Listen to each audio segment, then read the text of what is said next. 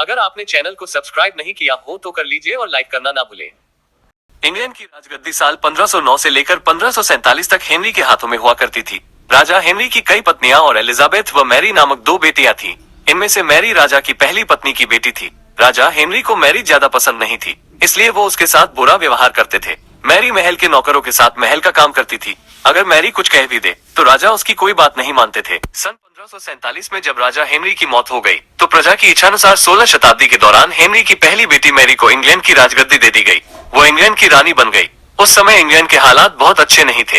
England Catholic और Protestant इन 2 धर्मों के बीच में बंट गया था। उस समय दोनों धर्मों के लोगों के बीच जंग छिड़ी हुई थी। रानी मैरी चाहती थी कि पूरे इंग्लैंड में सिर्फ एक ही धर्म हो, लेकिन लोगों ने उसकी यह बात मानने से साफ इनकार कर दिया था।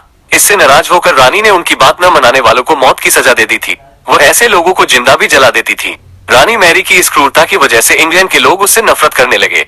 ऐसा भी कहा जाने लगा कि रानी मैरी कुंवारी जवान लड़कियों के खून से नहाती थी। उसका मानना था कि उनके खून से नहाने से वह ज्यादा दिनों तक जवान रह सकती है।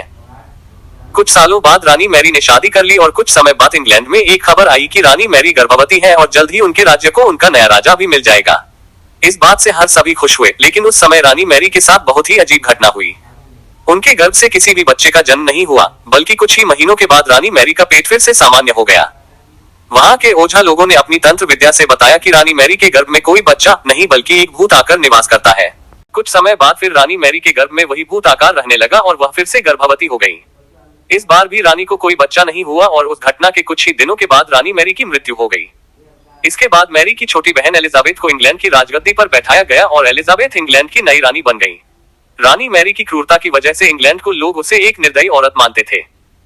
वहीं जब उसके गर्भ में बच्चे की जगह एक भूत का निवास होने लगा तो लोगों ने उसे शापित भी करार दे दिया और इसी वजह से उसे लोगों ने ब्लडी मैरी का नाम दिया।